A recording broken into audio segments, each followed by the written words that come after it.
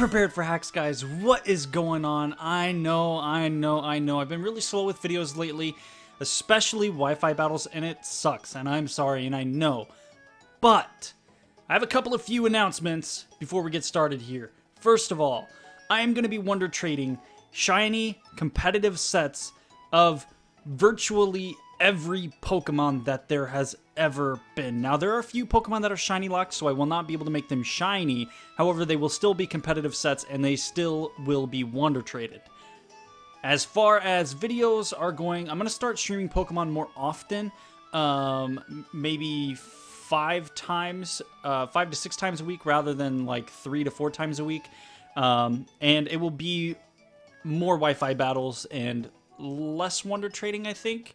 But I still want to keep it somewhat balanced, so I might just kind of see how things go with that. As far as OS goes, I still really want to keep playing. I still really want to keep uploading. My goal was to reach 25K by summer, which is pretty much done, and I'm at 27K, 26K, so I'm really close. I'm really close, and I'm getting a lot better at the game and whatnot. But besides all that nonsense, today I have a battle against the Docter. This is Dr. Sai. He is a Frenchman who has been coming to my streams. Pika Girl actually got him to come over, and we had a good battle. This was a really good battle, and I got my internet fixed, so my streams aren't dropping out anymore, and my 3DS is actually staying connected to the internet now. So Wi-Fi battles are a lot better now. But if you notice on my team, I am using a Glaceon, and that is right. It has been a long time since I've used Glaceon. It really has been, so... But it's a lot of fun, and you'll actually see what it can do in this battle. I actually made sure that, you know, if I'm using a Pokemon that I want to showcase, I actually use it in the battle. So you will get to see some of that. So I'm going to go ahead and lead off with my Lopunny here. He is going to switch his Empoleon out, as I am going to be Mega Evolving here. I do believe that I went ahead and went for Fake Out, if I'm not mistaken, just so that I can go ahead and get a little bit of extra damage off, although I'm sure a High Jump Kick would have pretty much killed that Empoleon had I hit it. So I did go for the Fake Out here. I get about 15% off, and then I'm going to be switching out here because I do not want to take a Mach Punch or a Drain Punch or anything else from this Conkeldurr because it will kill me. So I'm going to go ahead and switch out to my Zapdos. I was fairly certain that he was going to go for Knockoff here, but I still cannot safely stay in with Lopunny because Lopunny is one of the main sources of power on this team, and if I lose it, that is a huge source of power that is gone, and I really need that. So here he's going to go for Poison Jab, which I find fairly interesting, but, you know, if your opponent has any types of fairy types on their team, and you predict a switch into, like, Sylveon or something, you hit them with a Poison Jab, they're pretty much dead, so it's really interesting to start seeing people experiment with other things like that. I'm going to be going for Roost here, because I wasn't sure what he wanted to do, and if he goes for Ice Punch, then I can take an Ice Punch, but I'm pretty sure he's running Poison Jab over Ice Punch on that set, so I didn't really need to, but Roosting was the best option there for me because I'm pretty much at full HP now. But I'm going to go ahead and switch out of my Politoed because I don't want my Zapdos to die to a Draco Meteor from this Latias here. A lot of people seem to be running Life Orb Latias as of late. And that way people can still run Defog, they can still run Roost or Recover or whatever they want to do. But they still have power when they want to use, you know, Psyshock or Draco Meteor or whatever. So that's what I've been seeing a lot of lately.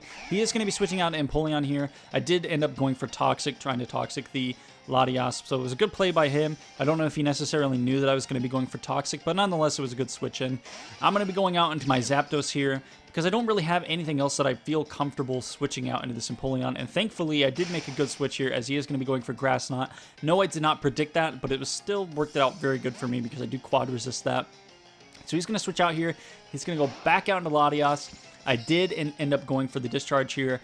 Obviously, going for Heat Wave on an Empoleon is a big no-go, although it is neutral, but it is raining, so I'm not going to be doing that. But I get the Paralysis, the Paralyze, whatever you want to call it, on the Latias, so that was really good for me. Slow that thing down, and it will, you know, you'll get to see kind of what happens to that thing in a few minutes here. So he goes for Draco Meteor as I do end up switching my Politoed, and again, I don't really want to switch anything else into that. I could have gone out into Scizor there and saved my Politoed, but there was no real point to that, I felt like. I felt like it was just sack Politoed and be done with it. So the Latias is slowly losing health here. I can go out into Glacial, which is my Glaceon. I almost forgot the name of this thing. Jesus. But dim booties, though. Look at the little boots that it's wearing. You cannot tell me that that is amazing. And the little, like, ear flop things. So they're so great. But I go for Hidden Power here, predicting the Empoleon. I am running HP Ground. And although Glaceon is not the strongest Pokemon, it very well can be if you're running Choice Specs. Now I'm running a Choice Scarf because I'm running this thing in OU, and it gets seriously outsped by a lot of things in OU if I do not run a Choice Scarf.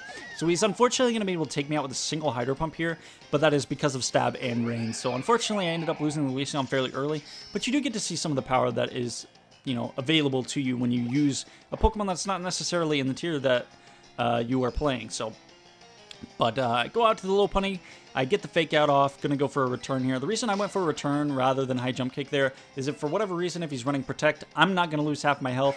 If he switches into something else, return is probably gonna hit harder than High Jump Kick would. And it just ended up working out a lot better in general for me, just going for return, because I knew that it would kill regardless. If Fake Out did about 50% of how much he had left, then a return was definitely going to be enough to kill him out there. So I actually make a pretty ballsy play and stay in and go for High Jump Kick on the Conkeldurr, because he had Knockoff and Poison Jab. So, I mean, he could be running Mach Punch and Drain Punch on top of that, but I don't know. I just felt like I would be okay going for High Jump Kick there. But now he's going to go out into the Talonflame, and this is something I definitely do not want to be a part of. So I am going to be switching out here, because Lopunny and Talonflame, they don't mix. Talonflame will wreck your Lopunny every single time. So I'm going to switch out of my Zapdos here.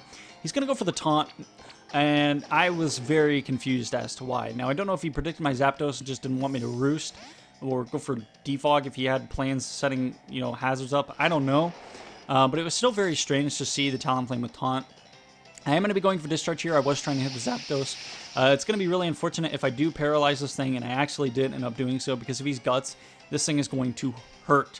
But I'm going to stay and go for another Discharge. I don't really have a choice here. I have to stay in. I kind of have to, as long as I don't want anything else to die. Unfortunately, gets a crit here. I think it was a low roll on the crit, because as you're going to see, the next Drain Punch that he hits me with does about the same amount of damage as the one he's going to hit me with here. So I think he got a low roll on the crit. Of course, the Guts does help with the amount of damage that he's outputting here. And as you can see, that Drain Punch did about as much damage as the last crit. So I was very surprised to see that, and it's a little unfortunate that he got a low roll on the crit. But stuff happens, you know. Pokemon has a lot of luck involved in it, and that's one of the more unfortunate things. Is if the luck isn't in your favor, then it really just kind of sucks. In all honesty. But he goes out to the Rotom Frost. Oh, I forgot to mention, he's running Rotom Frost, which is another thing that I thought was just amazing, because you don't see Rotom Frost anywhere. You do not see that thing anywhere. And I think the main reason being is, you know, Stealth Rocks is a big issue, although people do run Rotom Heat occasionally. I don't know, it doesn't really have the same resistances that you get with Rotom Wash and Rotom Heat. But I go out to my Garchomp here because I know that I'm going to be able to outspeed the Rotom F, regardless of whether it's Scarfed or not. I'm just going to go for Stone Edge, trying to kill the Rotom F, but he ends up switching out into the Scizor. And here is where things start to get very interesting. Very, very interesting in this battle, I think. So he's going to go ahead and Mega Evolve the Cyberman over there, the Scizor. And at first, I'm like, alright, this isn't too bad. He goes for Roost. I'm like, okay, typical Scizor set. I like it. I run Roost on my Mega Scizors. Alright, alright. And I'm just going to go for a Super Power here. And he goes for Swords Dance. And I'm like, oh god, what have I done? But I'm going to go for Super Power here.